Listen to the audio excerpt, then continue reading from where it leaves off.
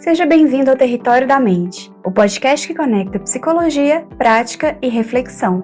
No episódio de hoje, vamos percorrer um caminho que todos nós trilhamos, mas poucos tiveram a chance de compreender com profundidade. As fases do desenvolvimento e os desafios que emergem em cada uma delas na experiência da parentalidade. Da primeira infância à vida adulta dos filhos, cada etapa exige uma escuta diferente, uma forma específica de presença e uma disposição contínua para transformar o modo de cuidar. Se você é pai, mãe, cuidador, terapeuta ou alguém que busca compreender melhor sua história emocional, esse episódio é para você. Bom, então, para a gente continuar o nosso debate aqui, enriquecendo com informações, argumentações, conhecimento, a gente acho que vale a pena pensarmos aqui um pouco também em correlacionar as fases do desenvolvimento, né, como é que são os desafios de cada etapa desse desenvolvimento da criança e de como é que a escuta pode transformar o sujeito nesse processo de desenvolvimento, né? Por que eu estou dizendo isso? Porque o desenvolvimento humano é feito de transições.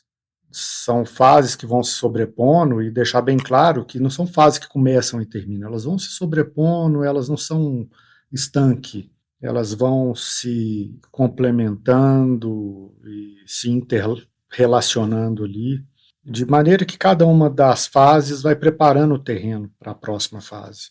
Mas existe um elemento constante nesse processo aí, e a necessidade de que um outro compreenda esse desenvolvimento, seja a mãe, seja o pai, seja aquele que cuida, que faz esses papéis, né? Este outro, ele tem que estar presente com sensibilidade, uma sensibilidade suficiente para perceber que essa criança está mudando, que ela está vivendo fases diferentes nesse processo de desenvolvimento. E esse cuidador, essa pessoa que vai orientar, criar, educar, ela é muito desejável que ela vá ajustando a sua forma de lidar, de amar, de oferecer afeto e orientação para essa criança, de acordo com essas fases.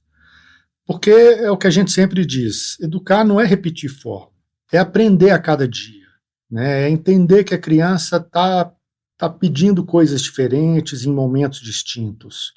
Não existe um padrão que dá para colocar como regra a ser seguida. E eu até diria que esse adulto, ele precisa escutar, até mesmo quando a criança não sabe o que dizer. É uma escuta intuitiva. Então esse é um desafio constante, porque o que funcionava ontem pode já não funcionar hoje, né? Talvez não vá servir hoje. E nós precisamos nos atentar para os 3 primeiros anos de vida, né, da criança. Esses 3 primeiros anos nós chamamos de primeira infância. É nesse momento que o bebê precisa de um mundo que seja previsível, que seja afetivo e principalmente disponível. Ele ainda não tem, né, não desenvolveu ainda a linguagem verbal. Ele vai se comunicar pelo corpo, pelo choro, pelos gestos. E é no modo como o adulto responde que a criança vai começar a construir sua ideia de segurança no mundo. John Bowlby chamou isso de base segura. E quando o cuidador responde de forma sensível e consistente à necessidade do bebê, ele começa a desenvolver um senso interno de que é digno de amor, né? A criança vai se sentir digna de amor, de que o outro é confiável, de que o mundo pode ser explorado sem risco, de abandono. E essa é a raiz, né, do que nós chamamos de apego seguro. E essa base emocional, ela não se constrói ali com grandes atitudes, não. São coisas, às vezes, detalhes do dia a dia. Um carinho, uma atenção, um olhar acolhedor, uma fala com calma. Quando o adulto diz ali com uma criança, né, você está com sono, vamos descansar? Esse adulto, ele está ajudando a essa criança, a esse bebê ali, a entender o que ele sente. Ali vai dando nome para esse sentimento, e ele vai percebendo o que está vivendo. Por outro lado, a gente também tem uma resposta de um adulto que é instável, ausente, um pouco mais ansioso. Isso pode surgir ali de uma forma de apego de insegurança, um apego inseguro, como o apego ansioso ou o apego evitativo. A criança, ela absorve, ela tá o tempo todo olhando pra gente e aprendendo. É assim que ela enxerga o mundo, é assim que ela aprende como é que funcionam as coisas, através da gente. A gente é o exemplo, é o espelho. E esses padrões, né, não são falhas, são tentativas de sobrevivência emocional num ambiente que não dá muita segurança, que não dá uma segurança suficiente. Exatamente. E depois desta fase, que vai aproximadamente até os 3 anos, e eu reitero aqui que aproximadamente porque não tem uma idade padrão, né? Cada subjetividade vai construir esses processos dentro de limites temporais muito singulares. Mas a partir aí de aproximadamente 3 anos até aproximadamente uns 7 anos, a criança então já começa a construir essa identidade, né? E ela descobre que ela pode dizer não, que pode desejar diferente do pai, da mãe, do adulto que cria. Ela descobre que tem pensamentos próprios. Então, construir a sua identidade no sentido de uma certa constituição unitária, individual, à parte daquele adulto, né? É o momento de consolidar exatamente a autonomia, com segurança, é o desejável. Nesse período, o papel dos limites que são impostos ali pela pessoa que cuida é fundamental. Mas é claro que nós não estamos falando de limite na acepção de punição, na acepção mais agressiva do termo. É no sentido de demarcar uma estrutura, uma lógica eficaz, funcional de funcionamento. Porque um limite bem colocado por parte dessa pessoa que educa é um limite que vai ensinar para essa criança autorregulação, vai ajudar essa criança a viver as experiências de frustração de forma mais saudável, respeitando os limites que são inerentes à vida humana, e sobretudo à vida relacional e social. Quando os pais oscilam muito entre permissividade e rigidez, por exemplo, a criança aprende que o mundo é imprevisível. E aí vai prejudicar muito esse senso de imprevisibilidade, traz um grande desamparo, gerando muitas vezes até a construção de uma instabilidade interna. E a criança, ela vai entrar, né, numa fase de maior expansão cognitiva somente a partir dos 7 anos. E essa fase vai durar até o início ali da adolescência. Nesse período, ela começa a compreender, né, as regras do convívio social, ela constrói um senso de competência, e nesse momento também ela vai buscar reconhecimento por esse esforço que ela está fazendo. Então, é um período muito sensível, né, à comparação, à crítica e também à valorização. Os pais que reforçam o processo e não apenas o resultado, vão ajudar a criança a desenvolver autoestima sólida, né, vai uma motivação, né, intrínseca. Já os que cobram demais, comparam ou minimizam, né, as conquistas, ainda que pequenas, muitas vezes, sem perceber, estão plantando a semente da autocrítica excessiva. E aquela criança ou adolescente, né, vai tender a ser inseguro, né, vai tender ali a insegurança mesmo. Aí vem a adolescência, né? Uma fase intensa, tensa também, que muitas vezes é mal interpretada.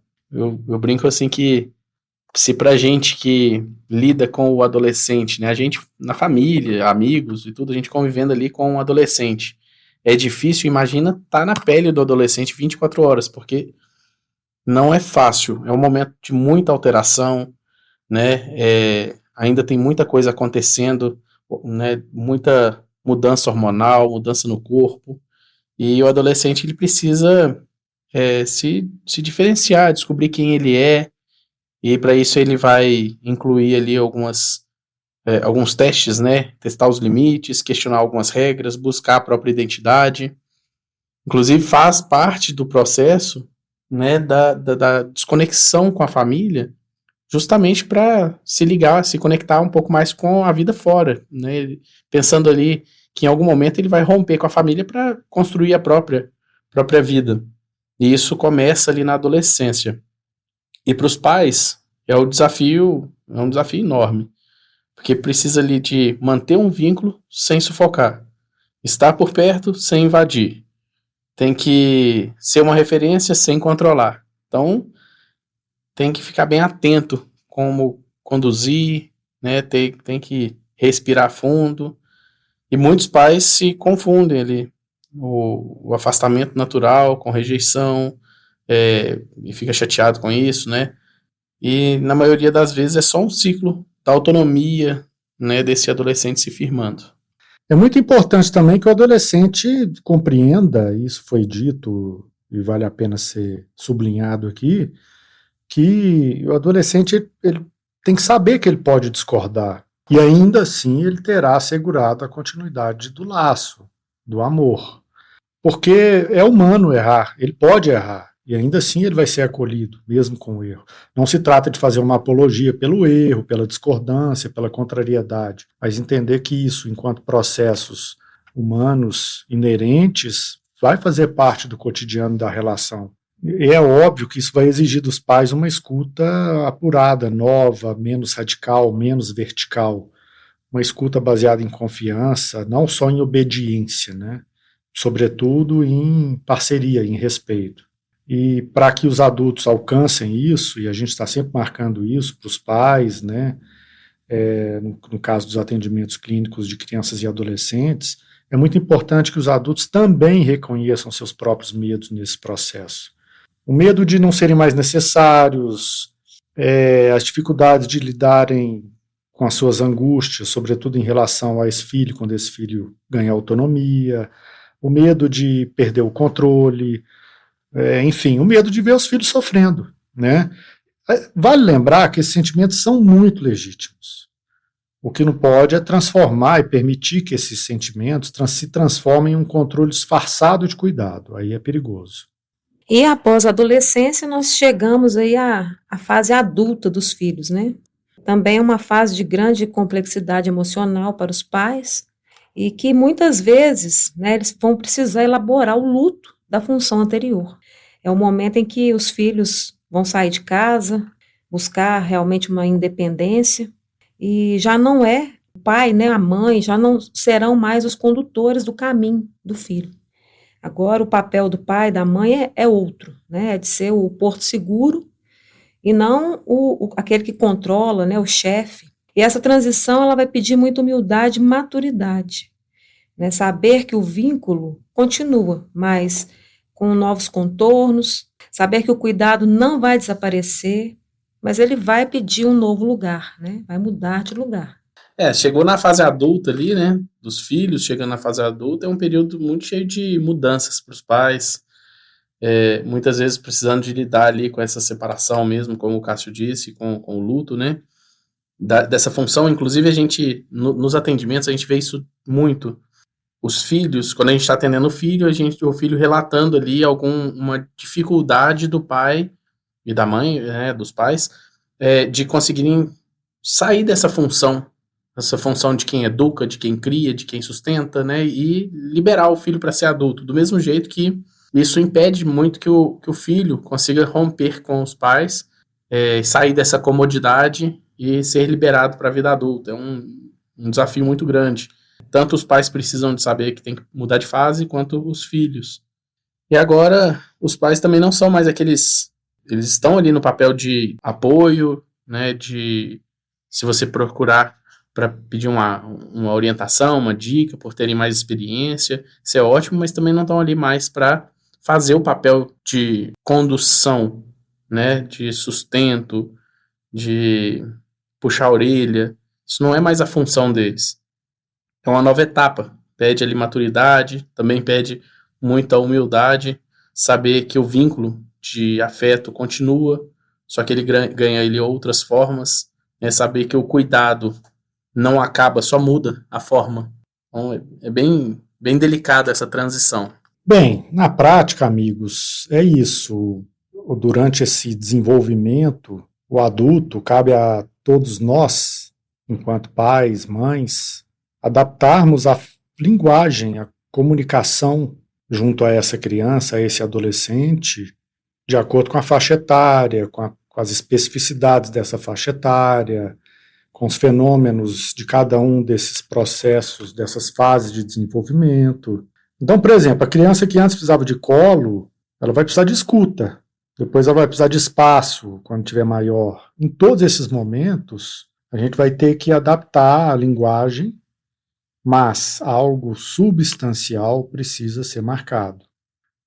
Em todos esses momentos, em todas essas fases, sendo um pouco mais próximo ou um pouco mais distante, essa pessoa, referência, ela tem que estar presente. Uma presença que tenha a capacidade, a expertise, a habilidade de ler sinais e que saiba ir se moldando e adaptando dentro desse processo de desenvolvimento junto com essa criança e esse adolescente. E é importante a gente falar aqui também que essa parentalidade não é um conjunto de técnicas, né? Na verdade, é um exercício constante de observação, um exercício constante de adaptação e também de entrega. É uma verdadeira dança entre firmeza e flexibilidade, entre a direção e também a liberdade. E, acima de tudo, é um compromisso com o crescimento de ambos os lados. A gente tem que lembrar que ser pai e mãe não é aprender a aplicar técnica, né? A gente tem, de fato, uma série de coisas que a gente pode observar, que a gente tem que observar, adaptar e se entregar, né? Mas ninguém acerta sempre. A vida paternal, a paternalidade ali é cheia de falhas. E o que faz a diferença mesmo é essa capacidade de perceber, ser humilde para pedir desculpa, buscar ali consertar da melhor forma possível e seguir em frente, né? Essas relações saudáveis, elas são feitas não de perfeição, né? Mas de escuta, afeto e presença genuína. Isso é o mais importante. Hoje percorremos as fases do desenvolvimento humano e os ajustes emocionais que elas exigem dos adultos que cuidam. A proposta não é controlar cada fase, mas estar atento às transformações. Educar é, no fundo, estar disposto a transformar-se junto. No próximo episódio, vamos falar sobre comunicação e conflitos. Como estabelecer limites sem autoritarismo, como lidar com desafios cotidianos e como cultivar uma linguagem que promova conexão em vez de afastamento. Se esse episódio te trouxe reflexões importantes, compartilhe e siga o Território da Mente na sua plataforma favorita. Até a próxima!